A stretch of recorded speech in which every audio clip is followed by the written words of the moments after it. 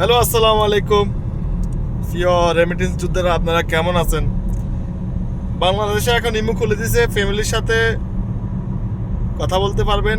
আবেগে বাংলাদেশ ব্যাংকে টাকা পাঠান, রেমিটেন্স পাঠান, নাহলে সমস্যা। ইমো তো খুলে দিয়েছে, কি সমস্যা? বাড়িতে তো কথা বলতেই পারবেন। সোশ্যাল মিডিয়া নয়তো বন্ধ হয়ে গেলো, কি সমস্যা? ইমো খুলে দিয়েছে, আবেগে টাকা পাঠাই দেন, কোনো সমস্যা নাই।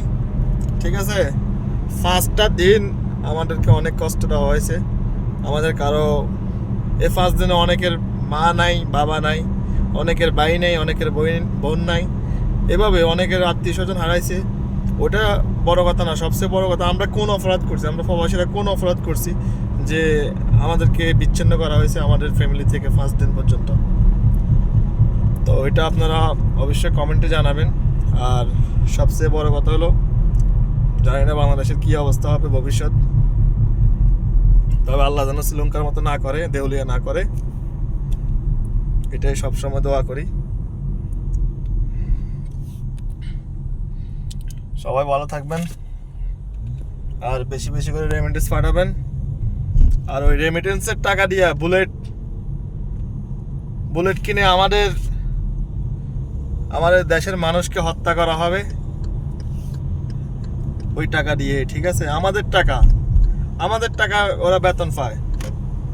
আমি কোনো সরকারের বিরুদ্ধে কথা বলতে চাই না। যেসব পুলিশ বাইরা নিরীহ ছাত্রের উপর আজকে আপনারা এই কর্মকাণ্ড করতেছেন, হত্যা করতেছেন, বুলেট চালাইতেছেন, এই বুলেট কাদের টাকা? আমাদের টাকা। আমরা প্রবাসীরা এই দেশে কষ্ট করে আপনাদের টাকা পাঠাই বাংলাদেশে, ওই টাকা দিয়ে আমাদের দেশকে ধ্বংসের মুখে নিতেছে। মেধাবী মুখগুলো নষ্ট করা হইতেছে, মেধাবীদেরকে হত্যা করা হইতেছে। কিছু বলার ভাষা নাই। আমি কোনো সরকার বিরোধী না, ঠিক আছে? আমি দেশ বিরোধী না, আমি একজন দেশপ্রেমিক। এবং কি আমি দেশের জন্যই, পরিবারের জন্যই দেশ ছেড়ে বিদেশ আসছি। আমার মতো এরকম লক্ষ কোটি মানুষ দেশের বাইরে, যাদের টাকায় বাংলাদেশ চলে।